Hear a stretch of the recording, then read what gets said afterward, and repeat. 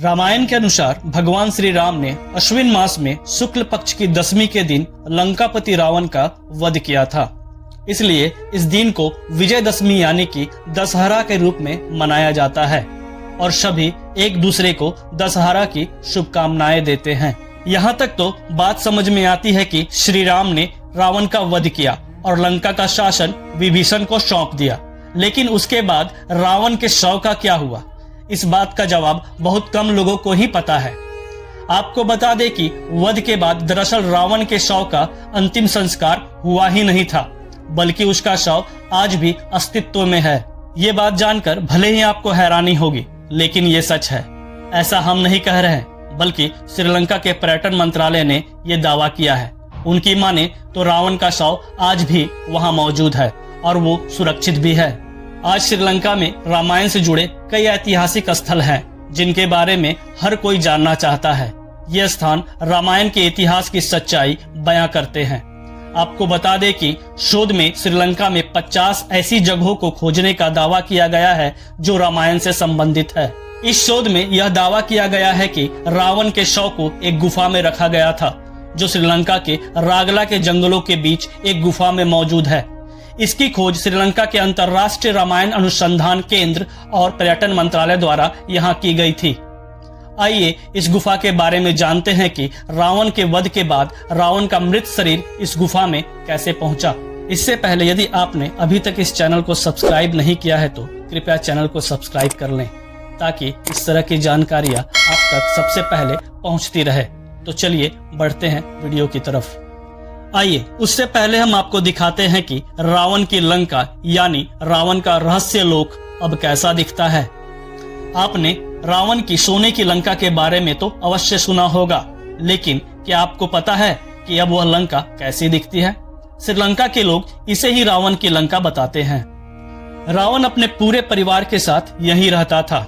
रावण का महल इसी पहाड़ी पर था। कहा जाता है कि यहाँ रावण और उसकी पत्नी के अलावा बिना उसकी इजाजत के किसी का पहुंच पाना नामुमकिन था। जहाँ कभी रावण का महल हुआ करता था, आज श्रीलंका में उस जगह को सिगिरिया कहा जाता है।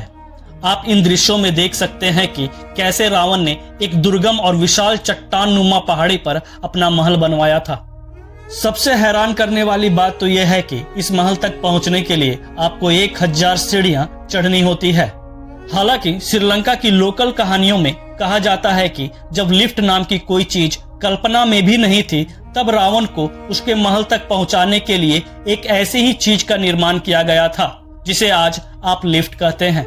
जानकारों के अनुसार रावण का साम्राज्य श्रीलंका में बदुल्ला, अनुराधापुरा, केंडी, पोलोनुरुवा और नुआरा एलिया तक फैला हुआ था। कहा तो यह भी जाता है कि सिगिरिया में मौजूद रावण का अनोखा और आलीशान महल खुद भगवान कुबेर ने बनवाया था। ये सारी बातें हवा हवाई नहीं है।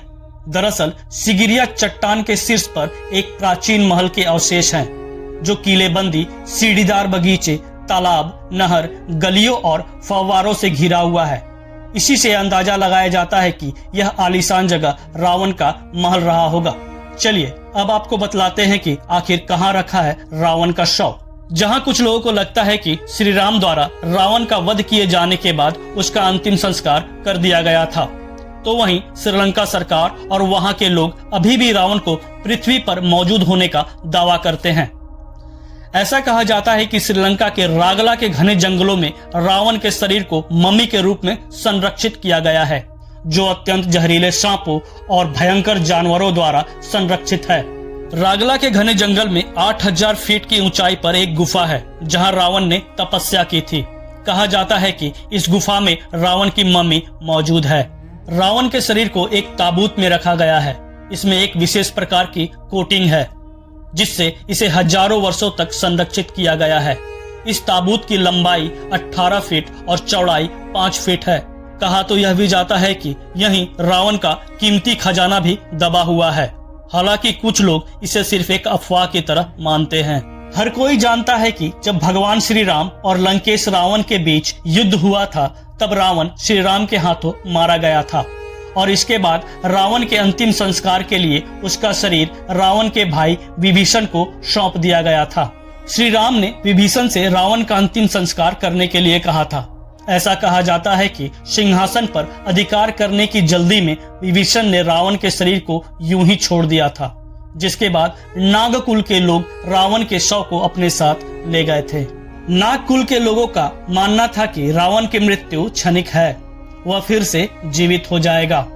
उन्होंने रावण को पुनर्जीवित करने के लिए कई बार कोशिश भी की, लेकिन सफलता नहीं मिली, जिसके बाद उन्होंने रावण के शरीर की रक्षा के लिए विभिन्न रसायनों का इस्तेमाल कर उसे मम्मी के रूप में रख दिया।